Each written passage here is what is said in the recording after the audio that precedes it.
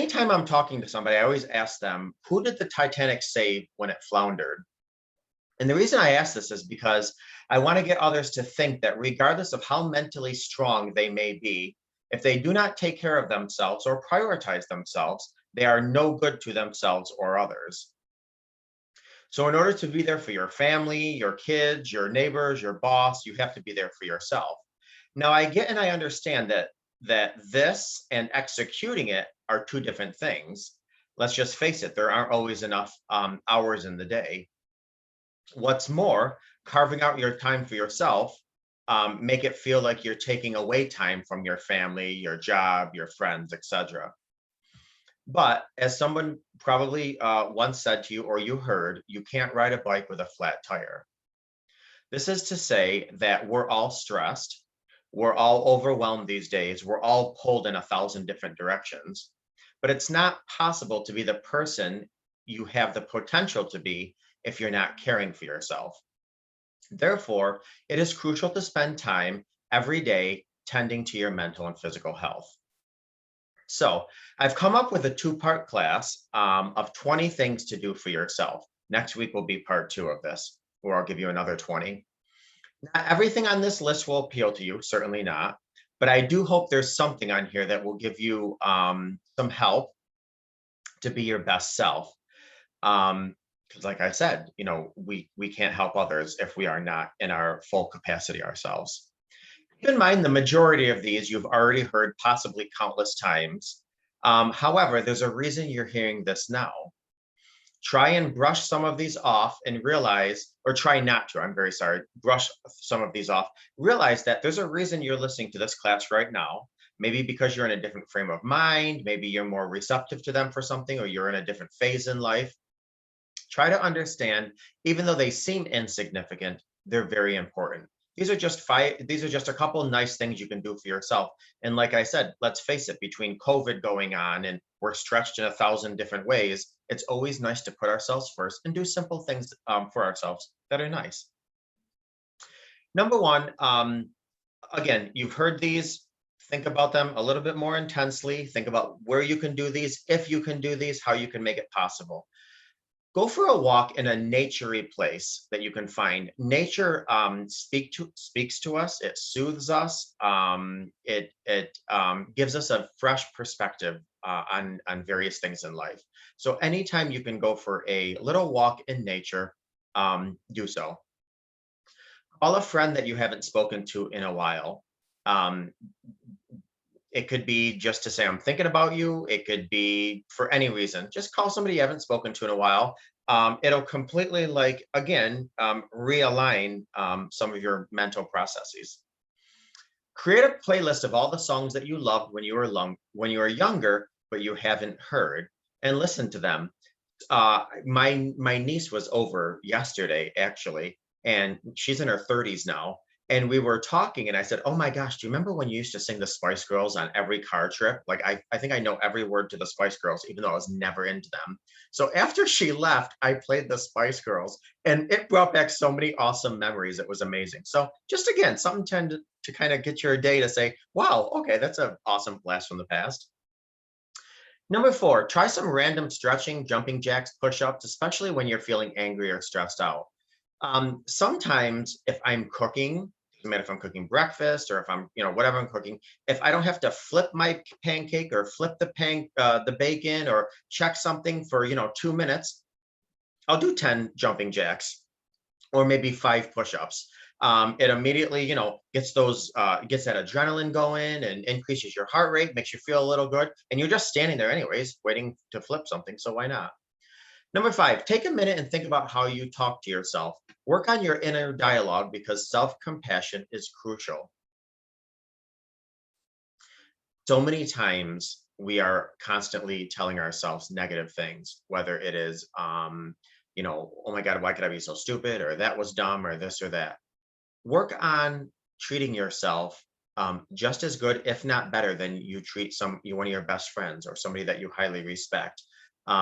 As an intrapersonal relationship coach, I always say that the relationship you have with yourself sets the tone for all other relationships around you.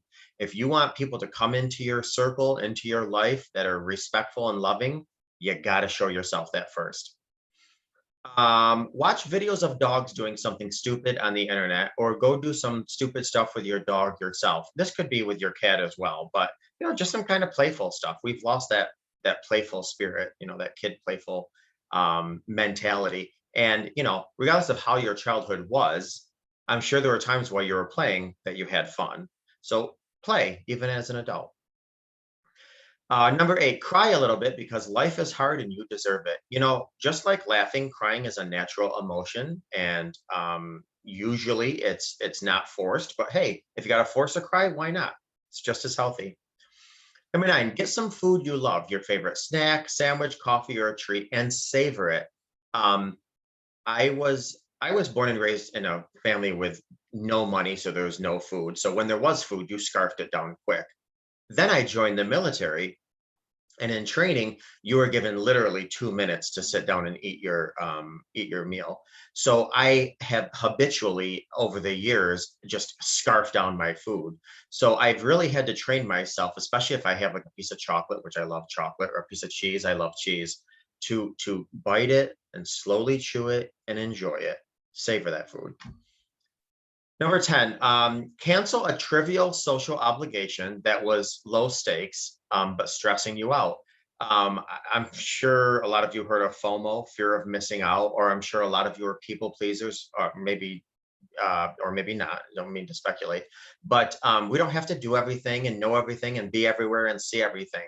I don't care if you want to sit in your pajamas and eat ice cream and do nothing on the couch, or watch some mindless television. Cancel an obligation that you really don't want to do, and give yourself some me time and feel no guilt because of it. Number 11, sign up for a free trial of a service that you've always wanted, but never tried to, and set a reminder to cancel before you pay, because you don't want to add that stress. And you actually might be surprised that that free trial is something that you're interested in, and it might be a new hobby. Number 12, learn to press pause during an argument. If you feel yourself getting worked up, tell the person that you're speaking to that you need a few minutes, then compose yourself and return when things are calmer. This is difficult for a lot of people because obviously, when we're in a heated discussion, it's the amphibious part of our brain that wants to, that's completely overtaking our emotions, and we're not regulating ourselves. And on top of that, when that part of our brain kicks in, usually we're not even listening, or we're yelling, which makes it even more hard to listen. So try to get to a point where you say, okay, you know what, I'm not acting becomingly, or I'm not being my best self, so I'm going to take a pause myself. Even if the other person keeps talking, screaming, yelling, you have 2 feet, walk away. Number 13, go to an art gallery and just sit with the paintings and the pictures for a bit. And if you can't go to an art gallery, it could be a museum, it could be a zoo, it could be even a park if you can't go inside somewhere. And just sit and look at things from a different perspective. Again, this is all about just refreshing your mindset. Number 14, take a power nap. Now, I know not everybody can do this. I can't do this. I have young kids. So if I do happen to lie down during the day, which is very rare, I always have to sleep with one eye open. But even if you can do that, if you can't take a power nap, lie down. Even if you have to kind of doze off with one eye open, do that. Give yourself that nap, that time to just refresh yourself. Again, this is all about refreshing.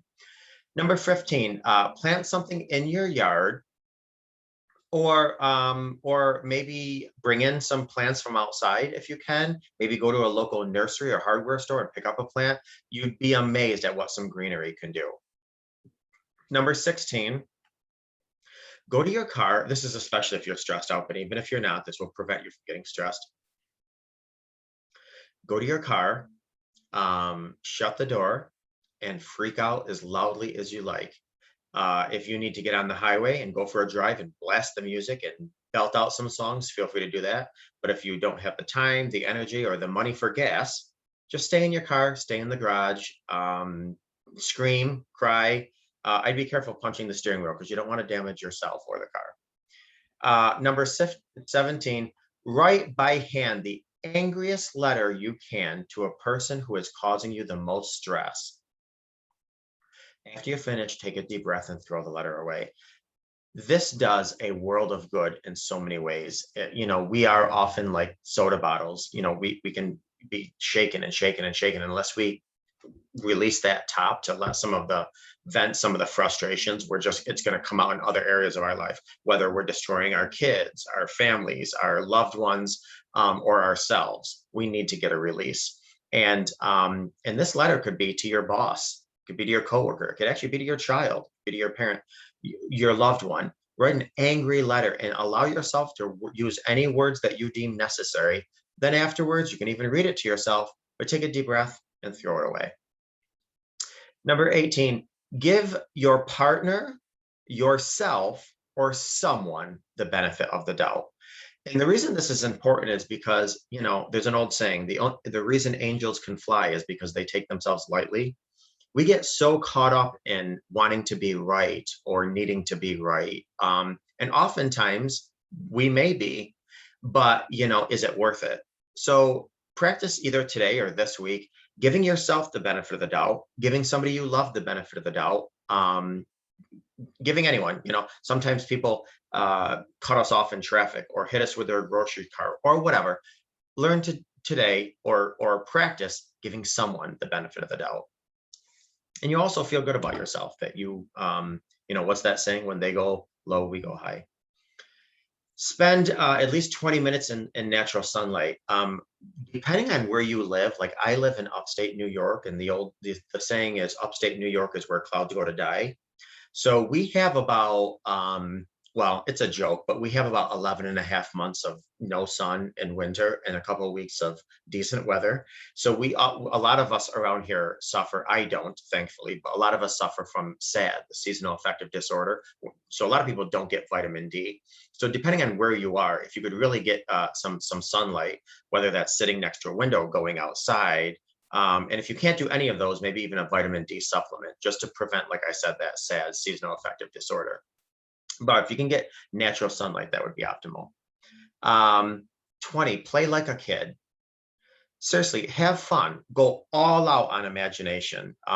Take the journey. You'll feel much better afterwards. I might have mentioned something similar to this before, but we've lost this kid tendency. And no matter where you were as a child or what kind of childhood you had, when you did play, which is thoughtless, effortless, using your imagination, you did have fun.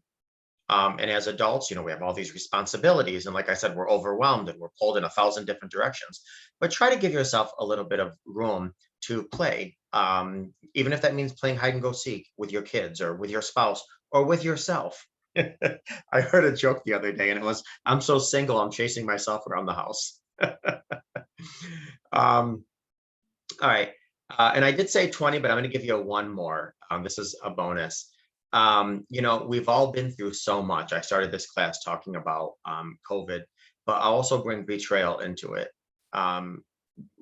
Every single one of us watching this now and that will watch this video has been betrayed, has trauma, whether it's the little t or the big T. Our bodies are stressed. Our minds are stressed. Everything about us is stressed and overwhelmed and stretched out. So make it a point to forgive yourself. Forgive yourself for all that you did, all that you allowed to survive, all that you've been through, the decisions you made. We so often carry so much hurt, shame, fear, and frustration, sadness that no doubt is brought on by others that have hurt us or betrayed us, but we hold it ourselves. So make it a point today to forgive yourself for holding on to all of that. On top of that, we can't give to others what we don't give to ourselves. So if we don't give ourselves forgiveness, it's very difficult to give that to others.